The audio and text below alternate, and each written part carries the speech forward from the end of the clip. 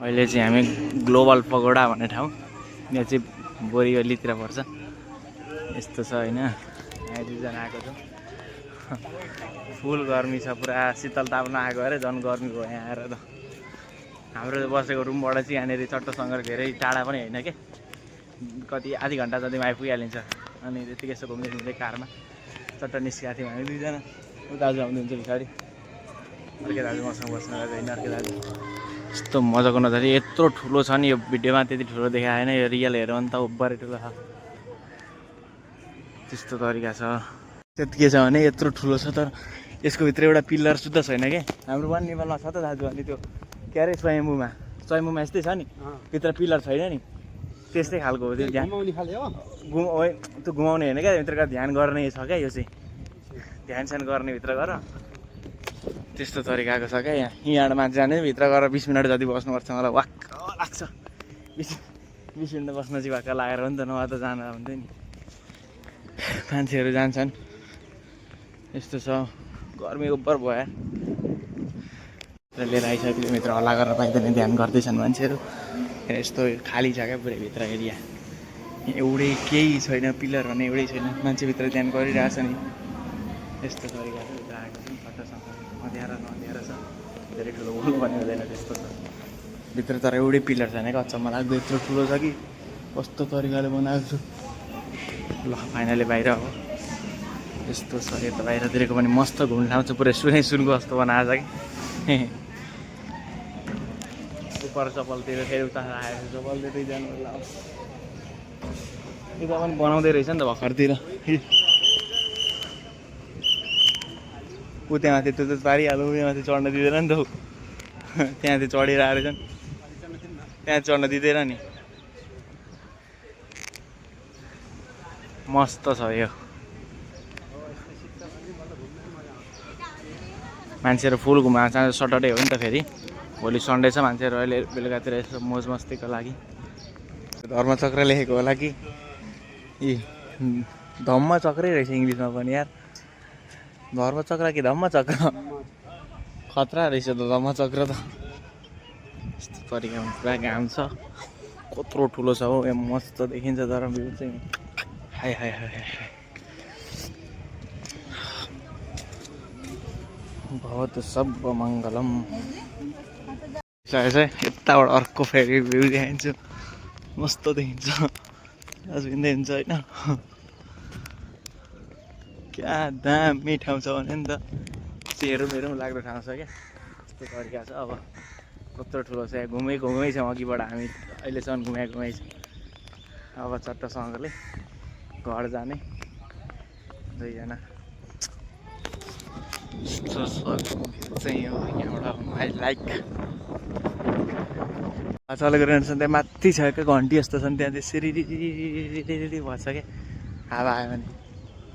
अनि फेरि बेलुका यसको अलग्गै भ्यू देखिन्छ यहाँबाट। आम्मामा यो लाइट बल्ब भने त हाई हाई हाई हाई, पुरा जङ्गलको बिचमा छ क्या, यहाँ कहीँ छैन घर सरहरू, पुरा चारैतिर जङ्गल छन्, एकदम मस्त हावा आउँछ क्या यहाँनिर। तर अहिले चाहिँ खोइ के भएर त बजेको छैन, निकालिदिएको त होइन होला। मान्छे चढेर जाने पनि ठाउँ छ कि, माथि टुप्पासम्म पुगेर। गेट पनि बबाल गेट छ, यस्तो छ यहाँ इन्ट्री। यहाँबाट चाहिँ दामी देखिन्छ होला है पुरै माथिसम्म, यस्तो तरिकामा। पुरा घाम चाहिँ चारेको अनुहार पनि आउँदो रहेछ क्या। यहाँनिर चाहिँ म्युजियम जस्तो छ क्या, यहाँबाट देखाइदिन्छु म भित्रतिर सामानहरू।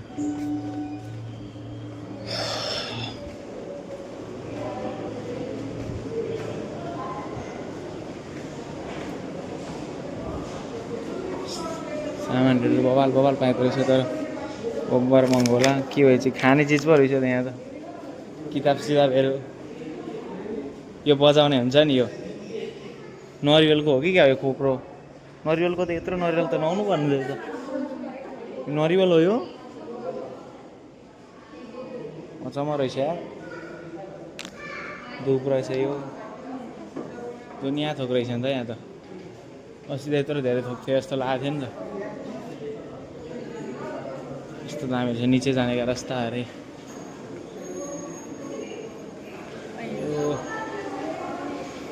यस्तो रहेछ नि त। एक्जिट कता हो यहाँबाट यतै हो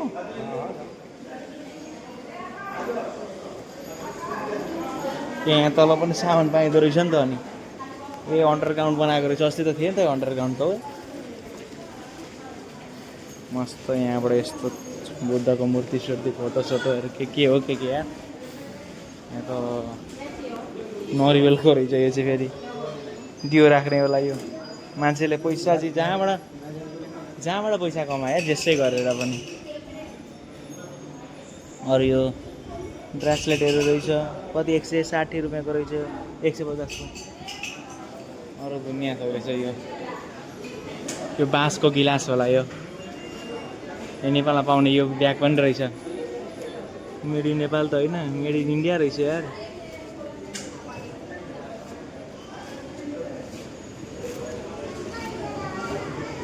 कतिको पाइँदो रहेछ यहाँ चाहिँ हो 450 रहेछ नि त 450 त्यस्तो रहेछ या केही चाहिँदैन हामीलाई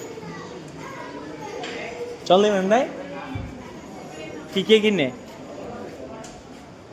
किताब सिताब रहेछ नि किताब घरमै थोरै छन् पढिसक्नु छैन भवतु सब मङ्गलम अरे फेरि आम्मा हो ल यस्तै छ यहाँको यस्तै छ तरिका यहाँ चट्टै एक्जिट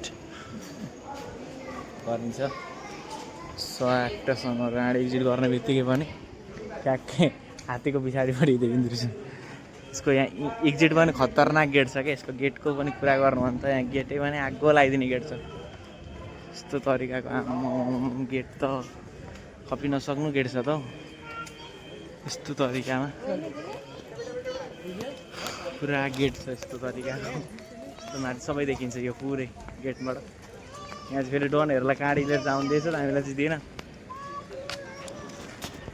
ल फाइनली एक्जिट यहाँबाट गाडी यता पार्किङ छ हाम्रो चाहिँ गाडी पर छ अगाडिपट्टि सट्टोसँगले मान्छेहरूको फर्किने ठाउँ गाडी साडी लिएर होइन